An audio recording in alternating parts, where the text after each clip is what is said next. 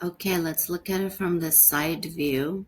So I think it's really good overall. I'm not seeing a huge problems, but I do want you to pay attention to this marginal height. So you see how this one comes like this and yours just goes flat.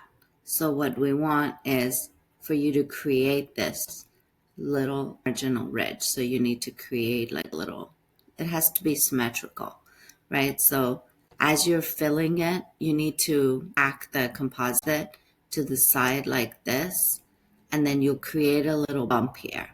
And that bump, you're going to shape it into this marginal ridge. So what we want in the end is to have like another bump like this. So you want to look at these embrasure spaces. So you have, and then you also want to have an occlusal embrasure, like right here. So yours doesn't have that right now. It's just flat like this.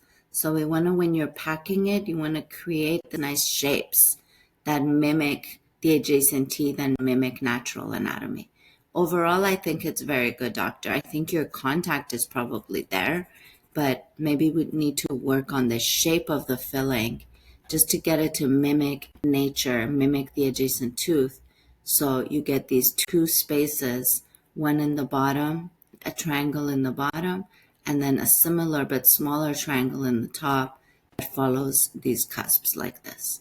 So that has to do with your packing. So let's work on that. But I think it's pretty good. I think you got a good contact here. So great job on that. Gold star.